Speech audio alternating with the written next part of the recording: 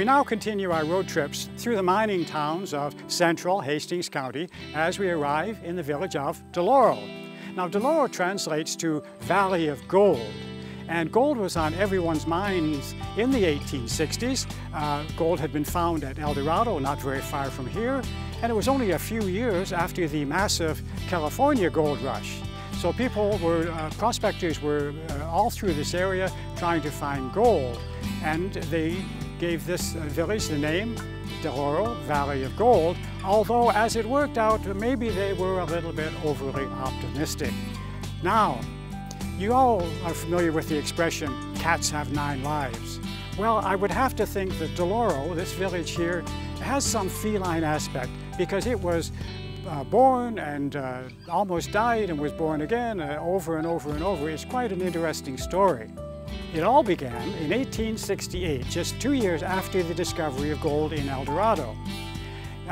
Prospectors came here. They were going all through this area looking for new deposits of gold.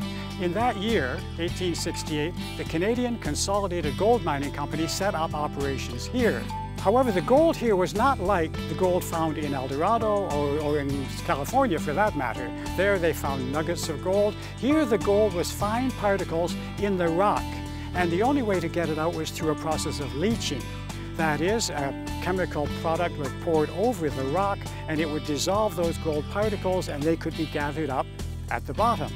Now that company used a process called chlorination, and the product was leached through the rock to dissolve the gold. However, it was found that it wasn't very effective. There was some gold extracted, but not enough, and ultimately, after 20 years of trying and a great deal of investment, that company failed and the mines closed. In 1896, a new company came to this area, Canadian Goldfields, and they tried a new system of leaching, and it proved to be very successful. They used a cyanide process, and that was able to dissolve more of the gold in the rock. And then, after this gold was extracted, they roasted the final product, and that separated the gold from arsenic. And there was a great deal of arsenic in these rocks. In fact, by 1901, this was the only place in North America producing arsenic, and they were making between 50 and 60 tons of this product a month. Now, arsenic, of course, is a deadly poison. It's a pesticide. Many of us remember it as rat poison, although it did have another use as a fertilizer. Canadian Goldfields, however, were not successful. The quality of the gold didn't prove to be very rich, and after about 3 years, they did close down. Although in that 3 years, they managed to extract about $300,000 worth of gold and arsenic. Now, the plant here then had a third life. In 1906, there were cobalt mines opening in northern Ontario in a settlement which is still called Cobalt, and they were able to ship this cobalt all the way from northern Ontario to Marmora by train, and then carry it from Marmora to here, right here in Deloro, on horse-drawn wagons. And the facilities for refining here were of very high standard, so they did refine this imported raw material. The mines were closed, but the refinery was still going. In 1906, with this 5,000 tons of ore coming from northern Ontario, they were able to produce 160 tons of nickel, 321 tons of cobalt, 1,440 tons of arsenic, and 5 million ounces of silver.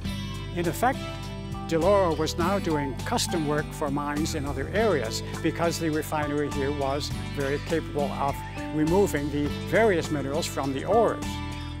After a while, of course, the world price of cobalt fell, the demand was down and the supply was up, and this process of refining closed, and once again, the Deloro mine was quiet.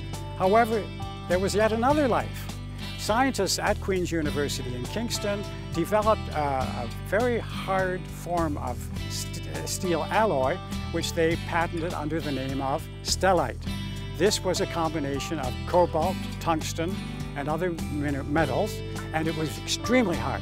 It became very valuable during the 2 World Wars, and in industry it was used for cutting tools and all kinds of applications where you need a super hard, non-rusting metal.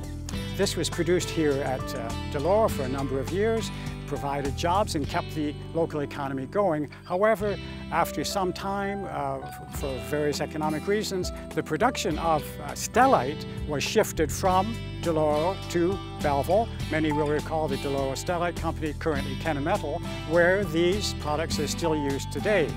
So after that had gone, again, it was quiet here. The mines were closed, the refinery was closed, the manufacturing was closed, and it looked like the end. But it wasn't the end. There was yet another life, because the province found that this area behind me was absolutely filled with poisonous substances, very dangerous substances, arsenic and many other chemicals, and a major cleanup was required because the Moira River runs very close to here. So this is another story in itself, and for this we are so pleased to have with us today local filmmaker, historian, and an expert on this topic, Mr. James Smith, who will tell us about the process of cleaning up the Deloro mine. In 1961, when the company abandoned the site, there was almost a century of toxic waste byproducts that remained.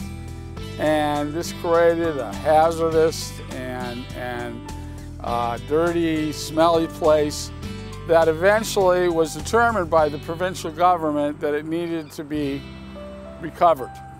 By 1979, the Ministry of the Environment decided that it was time to clean up the site. And by 1987, it became Crown land.